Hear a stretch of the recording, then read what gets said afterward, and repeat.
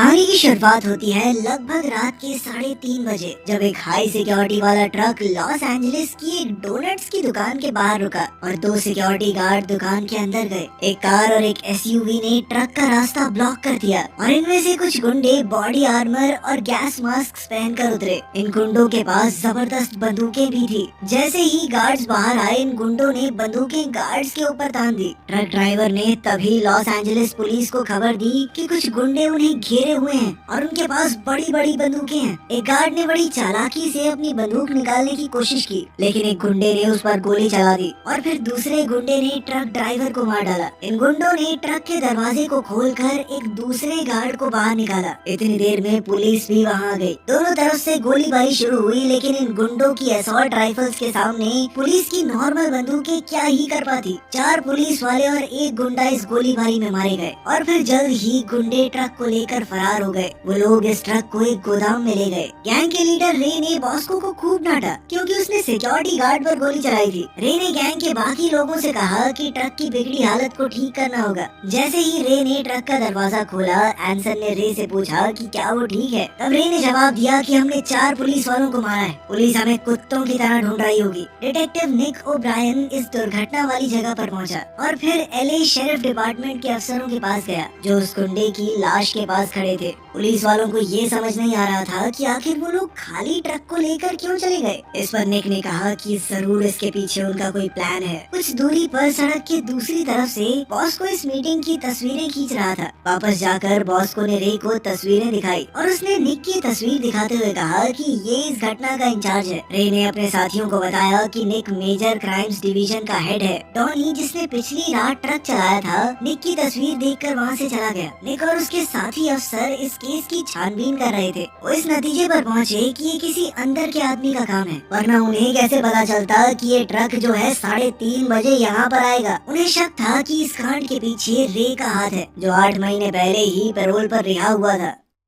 Donny रात को bartender का काम करता था। तभी उसने देखा कि फेडरल रिजर्व बैंक में काम करने वाला एक आदमी अपनी आईडी बार में ही भूल गया। उसने ये आईडी कैश रजिस्टर में डाल दी और मैक के पास गया, जो कि रे की गैंग का ही एक आदमी है। निक भी इसी बार में बैठा था और वो डॉनी से कुछ सवाल जवाब करने लगा। डॉनी ने कहा कि मुझे नहीं पता यहाँ कौन आता है कौन नहीं, क्रिमिनल से लेकर पुलिस वाले तक यहाँ कोई भी आ सकता है, ये बार सबके लिए है। इस पर डॉनी ने हामी भरी। जब डॉनी की इस बार में शिफ्ट खत्म हुई और वो जाने लगा तो निक ने उसकी गाड़ी का शीशा खटखटाया और डॉनी को बेहोश कर दिया। जब डॉनी की आंख खुली तो वो एक अनजान जगह पर था। डॉनी जब बेडरूम से बाहर गया तो वहाँ निक की टीम और 4 औरतें थी। निक ने डॉनी को एक सीसीटीवी से निकाली हुई फोटो दिखाई जिसमें वो रे से मिल रहा है। डिटेक्टिव गस ने कहा कि हमें तुम्हारा पूरा कच्चा चिट्ठा पता है। एक बार तुम गाड़ी चलाकर भागने के लिए अरेस्ट हो चुके हो, कुछ लोगों का खून करने की कोशिश के जुर्म में भी जेल जा चुके हो और कैलिफोर्निया में आज तक सबसे तेज गाड़ी भगाने का चालान भी तूने ही भरा है। गस ने उसे समझाया कि तुम्हारी सिर्फ एक गलती तुम्हें सालों तक जेल में वापस फेंक सकती है।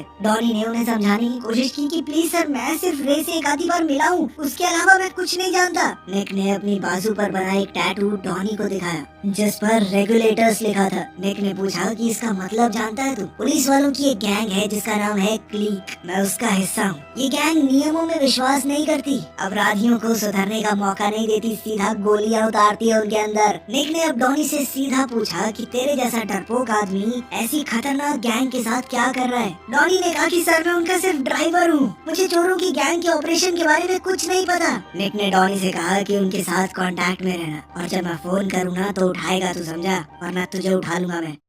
उधर उस गुंडों की गैंग ने लॉस एंजलिस के फेडरल रिजर्व बैंक पर नजर रखी हुई थी। रे ने बताया कि ये इकलौता ऐसा बैंक है जहां आज तक कभी चोरी नहीं हो पाई। रे ने बताया कि यहाँ का सिक्योरिटी सिस्टम इतना जबरदस्त है कि यहाँ पर 53 बार चोरी की कोशिश हो चुकी है, लेकिन कोई एक बार भी कामयाब नहीं हुआ और इसीलिए रे चाहता है कि वो लोग यहाँ चोरी करें। वहाँ पुलिस डिपार्टमेंट में ऑफिसर्स को पता चला कि रे, एंसन, डॉनी और बॉस्को ये सभी रिटायर्ड मरीन कमांडो हैं।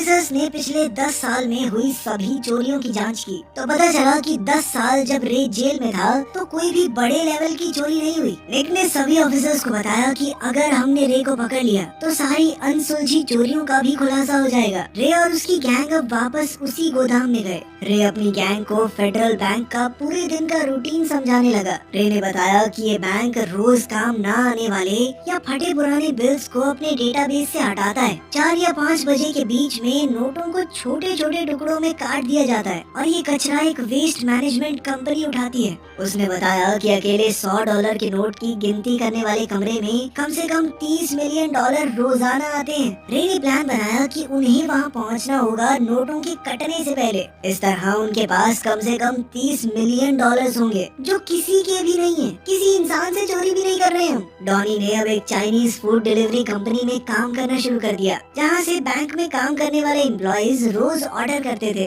डॉनी बैंक में खाना डिलीवर करने 2 बैग्स लेकर अंदर गया। सिक्योरिटी ने डॉनी को अंदर एंटर होने के लिए कार्ड दिया जिसे लेकर वो अंदर पहुंच गया। डॉनी ने एक बैग तो कैफेटेरिया में बैठी हुई औरतों को डिलीवर किया और दूसरा बैग लेकर वॉशरूम में घुस गया। वो बैग उसने ऊपर वेंटिलेटर होल में छुपा दिया। उसी दिन रात को रे और उसके साथ ही रेस्टोरेंट में खाना खा रहे थे। तभी अचानक पुलिस वाले वहाँ आ गए। निक रे की टेबल की तरफ बढ़ा और डॉनी से बात की, ये दिखाते हुए कि डॉनी तो उसे जिम में मिला है। वापस गोदाम में जाकर रे को डॉनी पर शक हुआ कि कहीं वो पुलिस वाला तो नहीं है। डॉनी ने मना कर दिया लेकिन रे ने गन तान कर दोबारा पूछा कि वो निक को कैसे जानता है। डॉनी ने सच सच बता दिया कि निक ने उसे पकड़ लिया था और वो जानता है तुम सबके बारे में। इसके बाद डॉनी कभी उससे नहीं मिला। रे ने उसका भरोसा कर लिया और उसने डॉनी को निक तक एक बात पहुंचाने के लिए कहा कि चोरी इस फ्राइडे को होने वाली है। डॉनी निक से एक सूट की दुकान में मिला और निक ने पूछा कि तुम लोग रेस्टोरेंट में क्या कर रहे थे, पर डॉनी ने बात को बदलते हुए कहा कि चोरी इस फ्राइडे को होने वाली है लेकिन उसे ये नहीं पता कहाँ पर।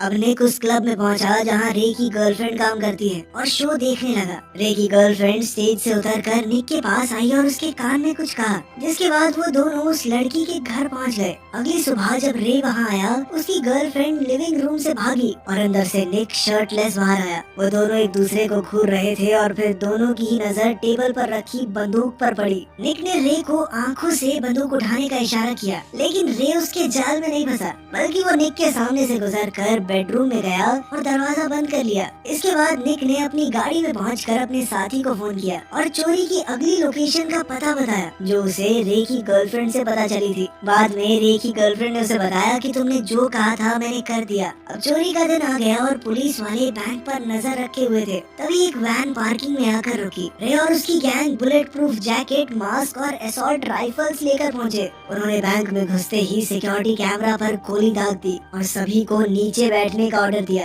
गैंग ने सबके फोन्स लेकर उनके हाथ बांध दिए और साथ ही सबके सर बैग्स में डाल दिए। रे ने बैंक मैनेजर को कहा कि पुलिस को फोन मिलाओ और कहो कि $10 मिलियन की फिरौती चाहिए हमें, और वो भी एक हेलीकॉप्टर के अंदर जिसमें फ्यूल पूरा भरा हो, वरना हर एक घंटे में हम एक हॉस्टेज को गोली मार देंगे और अगर किसी पुलिस वाले ने यहाँ आने की कोशिश की तो एक एक करके सभी लोग मरेंगे। जल्द ही पुलिस और FBI बैंक के बाहर आ गई। बैंक के अंदर अचानक एक फोन बजा और रे ने फोन उठाया। उसने सीधा पूछा कि जो मांगा है वो मिलेगा या नहीं। पुलिस वाले ने कहा कि हम आपकी मांग के ऊपर काम कर रहे हैं। इस पर रे ने कहा कि बिना पैसों का जुगाड़ किए फोन करने के लिए तुमने एक बंदे को मरवा दिया ना। तभी बॉस को एक आदमी को पीछे ले गया और गोली चलाने की आवाज आई। अब ऑफिसर ने दोबारा फोन किया और इस बार मैनेजर ने फोन उठाया। मैनेजर ने बताया कि एक आदमी को पहले ही मार दिया गया है और जितनी बार तुम लोग फोन करोगे उतने लोग मरेंगे, तो अगला फोन तभी करना जब इन चोरों ने जितने पैसे मांगे उतने का जुगाड़ हो गया हो। ऑफिसर ने कहा कि क्या वो 90 मिनट इंतजार कर सकते हैं, जिस पर रे ने हामी भरी और मैनेजर ने मैसेज आगे दिया। बाहर पुलिस बैंक का मैप देख रही थी।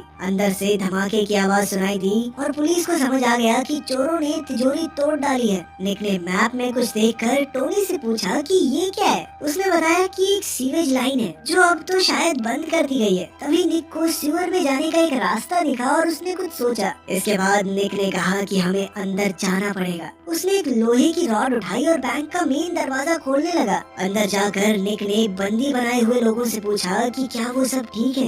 एक भी चोर वहाँ नहीं था। फिर निक और उसके साथी बैंक के पीछे गए जहाँ उस हॉस्टेज को ले जाकर मारा गया था, लेकिन उसे मारना भी नाटक था, वो लड़की भी जिंदा थी। जल्द ही उन्हें एक खड्डा दिखा जो कि सीवेज लाइन से जुड़ा हुआ था, यानी चोर वहाँ से भाग गए। निक भी सीवेज होल में उनका पीछा करते हुए घुस गया। मैक ने बैंक में एलामीडा सिक्योरिटी कंपनी का ऑफिसर बनकर फोन किया। उसने कहा कि हमारा ट्रक सिर्फ 2 मिनट दूर है, अभी आता ही होगा, तो गेट खुलवा देना। रे और एनसन बिल्कुल एलामीडा के गार्ड्स के कपड़े पहनकर शुरुआत में चुराए हुए ट्रक को लेकर डिलीवरी लेने गए। उन्होंने इस ट्रक के ऊपर पेंट करवा दिया था, थोड़ा बहुत डिजाइन बदल दिया था ताकि ये बिल्कुल ओरिजिनल ट्रक जैसा लगे। इन दोनों ने ट्रक को बैंक के सिक्योरिटी गेट पर रोका और अपनी आईडी फेडरल रिजर्व बैंक के ऑफिसर को दिखाई, जो उस वक्त ड्यूटी पर था। आईडी बिल्कुल असली लग रही थी, साथ ही उन्हें फोन पर बता दिया गया था कि ट्रक आने वाला है, इसीलिए गार्ड ने ज्यादा शक न करते हुए उन्हें अंदर जाने दिया। इन दोनों ने ट्रक के पिछले हिस्से से 2 नोटों से भरे हुए बक्से निकाले और उन्हें नोटों की गिनती करने वाले फ्लोर पर ले गए। पैसे गिनने वालों ने इन टब्स को $100 के नोट गिनने वाले कमरे में डाल दिया, जबकि रे और एनसन वेटिंग रूम में चले गए। बॉस को बैंक के नीचे वाली सुरंग में था। उसे रेडियो पर रे ने बताया कि डॉनी काउंटिंग रूम में पहुंच चुका है। बॉस्को ने पावर ग्रिड में एक स्विच दबाया, जिससे पूरे बैंक की बिजली धीमी हो गई। इससे न सिर्फ बैंक की नोट काटने वाली मशीन बंद हो गई, बाकी $100 के नोटों की गिनती करने वाले कमरे के कैमरे और मोशन सेंसर भी बंद हो गए। एक पुलिस गार्ड ने गिनती करने वालों को कहा कि कुछ देर के लिए उन्हें सिस्टम बंद करना पड़ेगा और उन्हें ब्रेक ले लेना चाहिए। जैसे ही गिनती करने वाले और पुलिस काउंटिंग वाली जगह से बाहर गए, रे ने डॉनी को रेडियो पर बताया कि अब वो अपना काम कर सकता है, वहाँ कोई नहीं है। डॉनी एक बक्से के अंदर छुपा हुआ था, उसके चारों तरफ $100 के नोटों की गड्डियाँ लगी थी। वो बक्से से बाहर निकला और कुछ गड्डियाँ नीचे गिर गई, जिन्हें उसने वापस अंदर डाला। बैंक में काम करने वाली एक औरत जो रोज चाइनीज खाना ऑर्डर करती थी, उसने रेस्टोरेंट में फोन किया। फोन मैक ने उठाया। इस औरत की शिकायत थी कि 1 घंटा पहले ऑर्डर किया था मैंने, अब तक आया क्यों नहीं। मैक ने चाइनीज एक्सेंट में कहा कि हाँ, खाना आने वाला है। बैंक के अंदर पुलिस और सिक्योरिटी गार्ड्स ने देखा कि कैमरा और मोशन सेंसर काम नहीं कर रहे, तो उसने दूसरे गार्ड से कहा कि वो जल्द से जल्द सारे बक्सों को गिन ले, वरना कुछ भी गड़बड़ हो सकती है। सिक्योरिटी गार्ड कैफेटेरिया में गिनती करने वालों को बुलाने लगा। डॉनी इस वक्त गिनती वाले कमरे में एक टेबल के नीचे छुपा था। वो $100 वाले नोट जो कि मशीन में जाकर कटने ही वाले थे, वो उन नोटों को ब्लैक जिपर बैग में डाल रहा था, जिसके बाद उसने उन बैग्स को कचरे के डब्बे में फेंक दिया। सिक्योरिटी गार्ड वापस काउंटिंग रूम में आया 2 गिनती करने वाले लोगों के साथ। रे ने डॉनी को भागने का सिग्नल दिया। उसने एक एयर वेंट का ढक्कन हटाया, उसमें घुसा और अंदर से दोबारा बंद कर लिया। रेडियो पे डॉनी ने रे को बताया कि वो वेंट में है और रे ने बॉस्को को लाइट चालू करने का सिग्नल दिया। लाइट चालू होते ही सब दोबारा अपने अपने काम पर लग गए। डॉनी ने वेंट से होते हुए बाथरूम के वेंटिलेटर शाफ्ट को निकाला। जो खाना उसने पहले से वहाँ छोड़ा हुआ था वो उठाया और बिल्डिंग में घूमने के लिए उसने उसी एक्सेस कार्ड का इस्तेमाल किया जो बैंक में काम करने वाला आदमी बार में छोड़ गया था। उस औरत को डॉनी ने खाना डिलीवर किया और फिर बिल्डिंग से निकल गया। दूसरी तरफ डॉनी के कुछ दोस्त बैंक से कचरा उठाने का काम कर रहे थे। उन दोनों को एक ही कंपनी के नाम के 2 अलग अलग ट्रक्स में भेजा गया। ये सब कुछ प्लान किया गया था। ये दोनों एक चौराहे पर रुके और दोनों ने सर हिलाकर इशारा किया। बैंक की बेसमेंट में एलेक्सी ने कचरा अपनी गाड़ी से उठाया। दूसरी तरफ रे और एनसन अपना सिक्योरिटी ट्रक लेकर बैंक से बाहर आ गए। बॉस को एक कचरा ले जाने वाले ट्रक का पीछा कर रहा था और उसने रे को अपनी लोकेशन बताई। जल्द ही रे कचरा ले जाने वाले ट्रक तक पहुंच गया और उसे आगे से रोका। वहीं बॉस्को ने इस ट्रक को पीछे से रोका। बॉस्को ड्राइवर की तरफ भागा और उसे बंदूक दिखाकर बाहर निकलने को कहा। बॉस्को ट्रक में बैठकर उसे ले गया और बाकी गैंग उसे फॉलो करने लगी। उधर निक पूरे शहर में रे और उसकी गैंग को ढूंढ रहा था। तभी उसे डॉनी रास्ते में देखा और उसने गाड़ी रोकी। मैक ने दूर से देखा कि पुलिस वालों ने डॉनी को अपने ट्रक में बैठा लिया। निक और उसके साथियों ने डॉनी को पीटते हुए पूछा कि रे और बाकी सब कहाँ हैं। डॉनी ने हार मानकर आखिरकार उनको लोकेशन बता ही दी। रे और उसकी गैंग इस वक्त डंप साइट पर थे।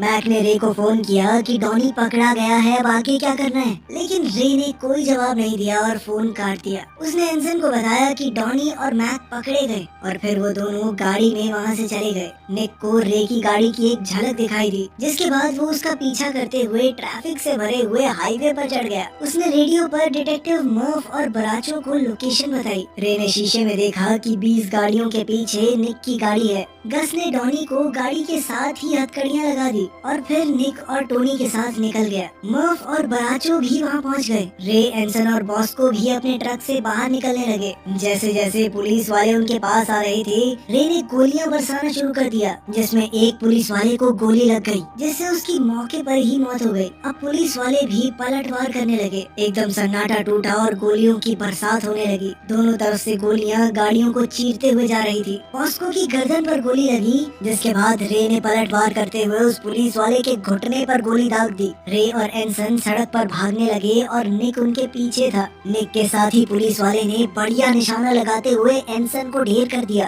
रे भागते हुए अब एक गली में घुस गया और निक बिल्कुल उसके पीछे था। निक ने रे पर गोली चलाई, जिससे वो बुरी तरह घायल हो गया। रे किसी तरह अपनी बंदूक को रीलोड करने की कोशिश कर रहा था। बड़ी मुश्किल से उसने बंदूक को रीलोड किया और किसी तरह अपने पैरों पर खड़ा हुआ। वो निक पर गोलियां चलाते हुए उसकी तरफ बढ़ने लगा। निक ने अपनी बंदूक रीलोड की और रे की छाती पर गोली चला दी। रे नीचे गिर गया और किसी तरह रेंगते हुए कार के पीछे छुपा और अपनी जैकेट से गोलियों से भरी एक मैगजीन निकाली। उसकी गोलियां खत्म हो चुकी थी, लेकिन फिर भी वो अपने पैरों पर खड़ा हुआ और अपनी खाली बंदूक निक की तरफ तान दी। निक ने न चाहते हुए भी खुद को बचाने के लिए रे पर गोली चला दी। उसे ये थोड़ी पता था कि रे के पास गोलियां नहीं है। जब निक वापस अपनी गाड़ी के पास गया तो डॉनी वहाँ से भाग चुका था। निक और गस ने रे की गाड़ी से काले बैग्स निकाले और देखा कि उनमें तो नोटों के टुकड़े थे, पूरे नोट नहीं। निक उस बार में गया जहाँ डॉनी काम करता था और उसका पता पूछा। मालिक ने बताया कि डॉनी तो 2 दिन पहले नौकरी छोड़ गया। वो बाहर में बैठा ही था कि तभी वहाँ बैंक के 2 एम्प्लॉइज आए, जिनके गले में बैंक के एक्सेस कार्ड थे।